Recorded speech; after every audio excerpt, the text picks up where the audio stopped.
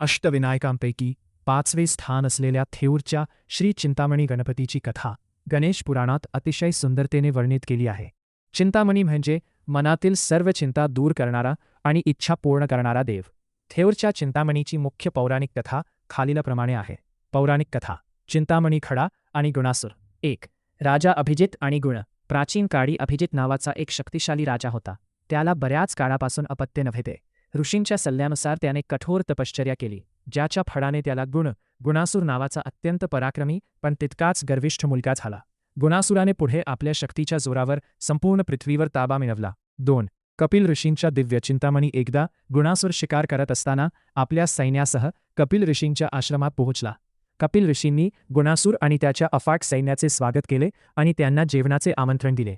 गुणासुराला आश्चर्य वाटले की एवढ्या लहान आश्रमात ऋषी एवढ्या मोठ्या सैन्याला जेवण कसे देणार.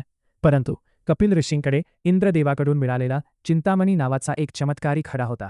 त्या खड्याच्या प्रभावाने ऋषींनी काही वेळातच गुणवावल आणि त्याच्या संपूर्ण सैन्यासाठी पंचपक्वान्नाचे जेवण तयार केले. 3. गुणासुराची चोरी. तो चमत्कारी खडा पाहून गुणासुराच्या मनात लोभ निर्माण झाला. त्याने विचार केला की हा खडा एका ऋषीपेक्षा माझ्यासारख्या राजाकडे असणे जास्त गरजेचे आहे. त्याने कपिल ऋषींकडे तो चिंतामणी मागितला, पण ऋषींनी नकार दिला. शेवटी गुणासुराने बळजबरीने तो चिंतामणी ऋषींकडून हिसकावून घेतला आणि आपल्या राजधानीत निघून गेला. 4. गणेशाची आराधना आणि युद्ध.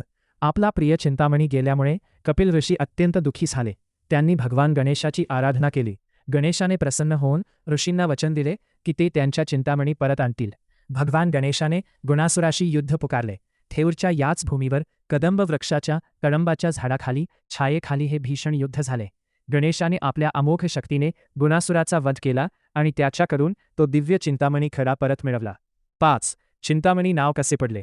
जेव्हा गणेश तो खडा घेऊन कपिल ऋषींकडे आले तेव्हा ऋषींनी अत्यंत आदराने तो खडा गणेशाच्या गळ्यात घातला आणि प्रार्थना केली, हे देवा, मला आता या खड्याची गरज नाही.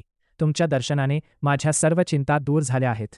आता तुम्हीच या ठिकाणी चिंतामणी नावाने स्थायिक व्हावा आणि भक्तांच्या चिंता दूर कराव्यात. ऋषींच्या इच्छेनुसार गणेश तिथेच स्वयंभू रूपात प्रकट झाले आणि त्या स्थानाला थेऊर आणि गणेशाला चिंतामणी हे नाव मिळाले.